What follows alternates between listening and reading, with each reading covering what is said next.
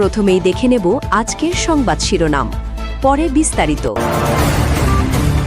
লক্ষ্যের ভাণ্ডার নিয়ে মমতা বন্দ্যোপাধ্যায়ের বড় ঘোষণা, এবার কি আজীবন টাকা পাবেন মহিলারা?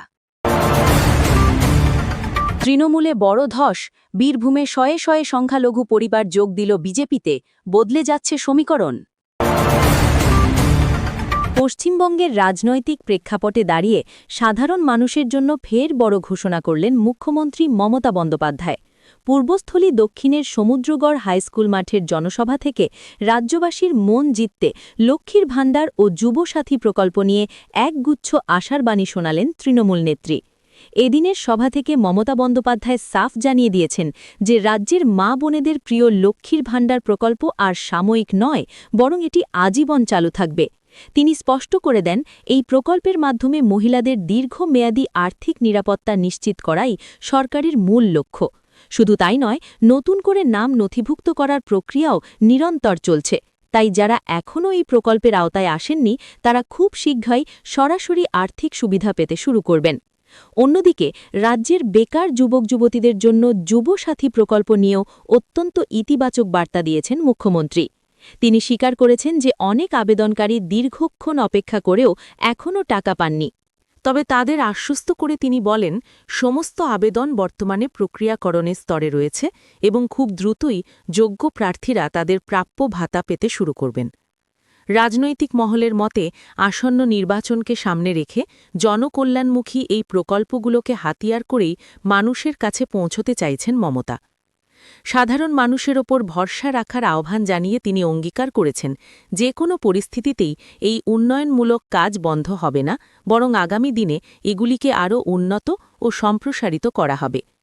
নিঃসন্দেহে লক্ষ্মীর ভাণ্ডারের স্থায়িত্ব এবং যুবসাথী নিয়ে মুখ্যমন্ত্রীর এই আশ্বাস রাজ্যের সাধারণ ভোটারদের মধ্যে নতুন করে আস্থার সঞ্চার করছে। পরিবারের উপার্জনক্ষম মহিলাদের ক্ষমতায়ন আর বেকার যুবকদের কর্মসংস্থান, এই দুই লক্ষ্যেই যে রাজ্য সরকার এখন সবচেয়ে বেশি সক্রিয়, তা আজকের জনসভা থেকেই পরিষ্কার। মুখ্যমন্ত্রীর এই ঘোষণায় কি বাংলার রাজনৈতিক সমীকরণ বদলে যাবে? আপনার কি মনে হয়? কমেন্ট বক্সে অবশ্যই জানান। চ্যানেলটি সাবস্ক্রাইব করে আমাদের সাথেই থাকুন।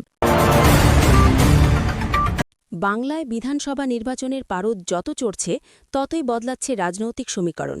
রাজ্যের প্রায় ৩০% মুসলিম ভোট ব্যাংক এখন সব দলের পাখির চোখ।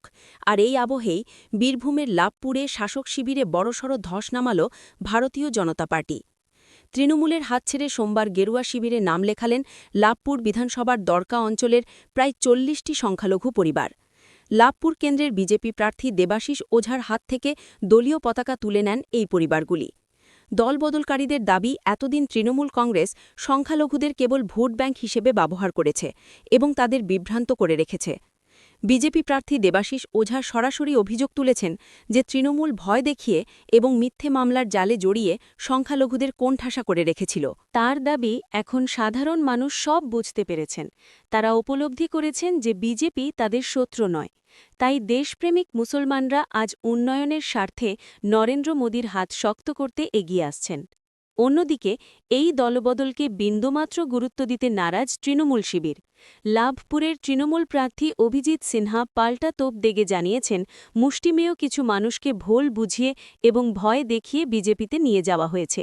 তার অভিযোগ, কেন্দ্রীয় সরকার ও নির্বাচন কমিশন যোগসাজশ করে সংখ্যালঘুদের উপর মানসিক চাপ তৈরি করছে এবং ভোটার তালিকা থেকে নাম বাদ দেওয়ার চক্রান্ত চালাচ্ছে। উল্লেখ্য, একসময় শুভেন্দু অধিকারী মুসলিম ভোট না পাওয়ার কথা বললেও এবারের নির্বাচনে কৌশল বদলেছে বিজেপি। তারা বারবার বার্তা দিচ্ছে যে বিজেপি মুসলমানদের বিরোধী নয়, তারা কেবল অনুপ্রবেশকারী ও রোহিঙ্গাদের বিরোধী।